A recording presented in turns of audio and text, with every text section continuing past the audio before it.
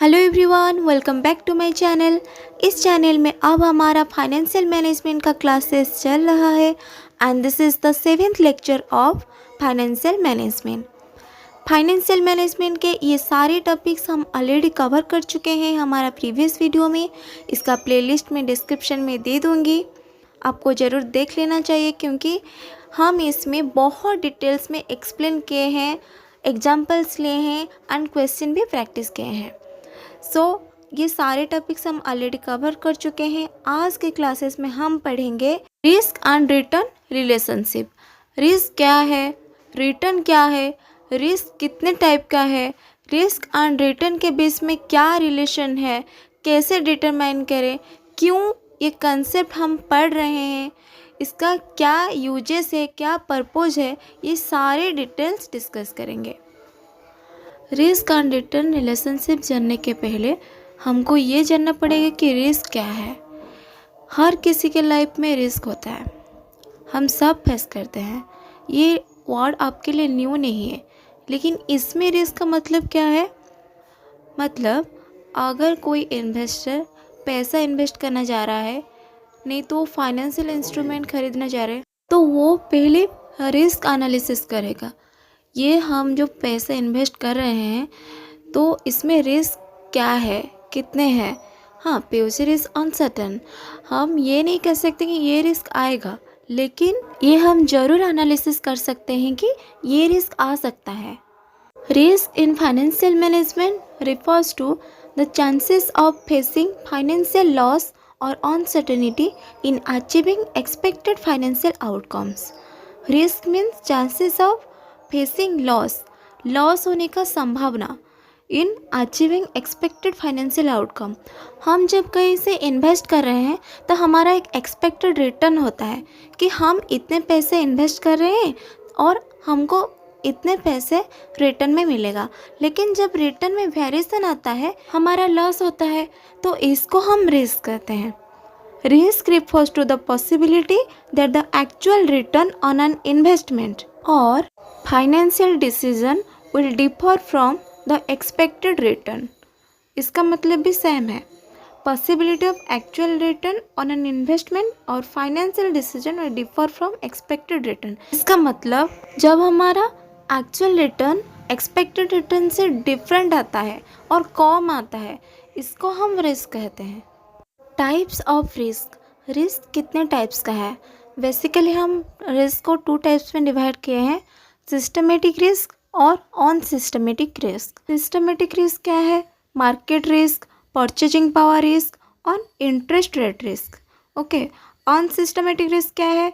Business risk, financial risk, ये सब। This is the classification of risk. ये सारे को हम डिटेल्स में इंडिविजुअली डिस्कस करेंगे।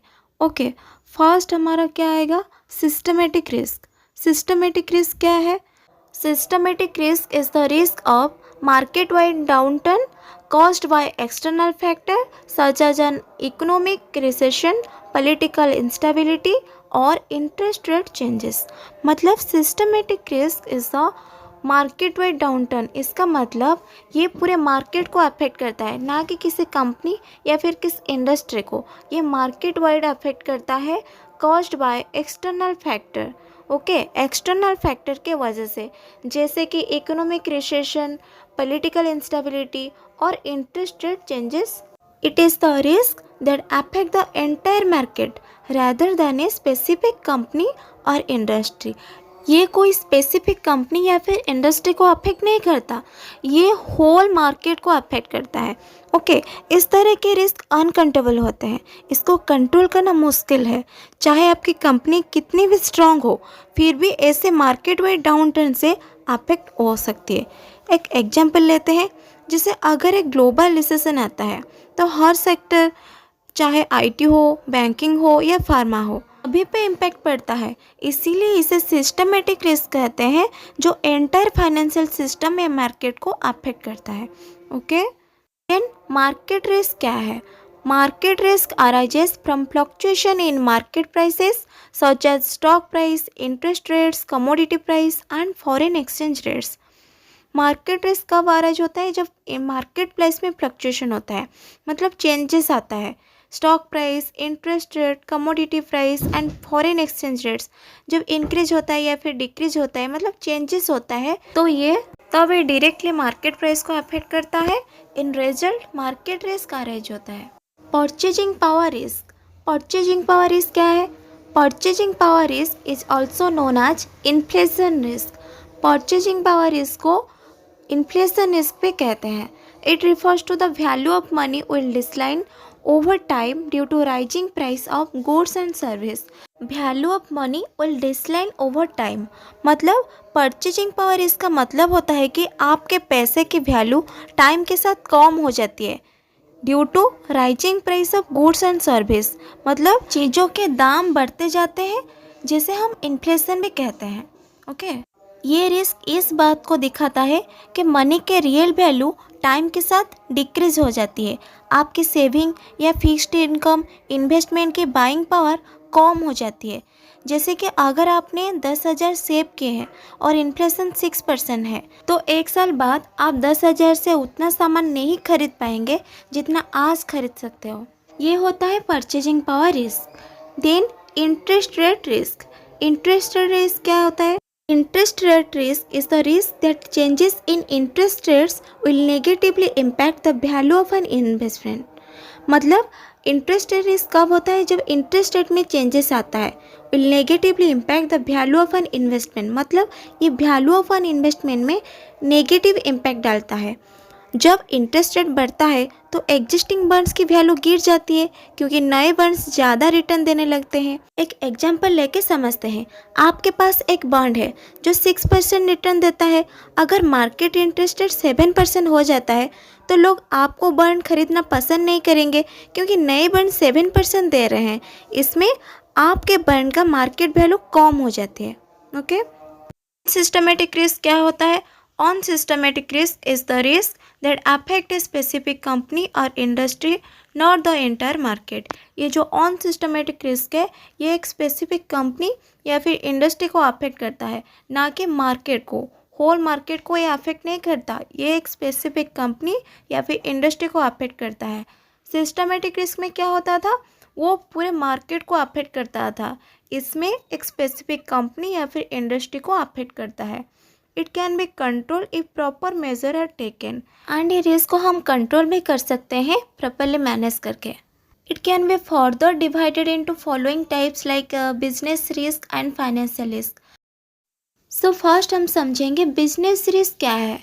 Business risk is the possibility of a company experiencing losses और failing to meet its financial goals due to internal and external factors. Business risk मतलब जब एक कंपनी लॉसेस एक्सपीरियंस करता है, मतलब लॉस होता है, और failing to meet its financial goals, मतलब फाइनेंशियल गोल अचीव करने में फेल होता है, यानी जितने प्रॉफिट वो कमाना चाहते हैं वो कमा नहीं पाता due to external and internal factor.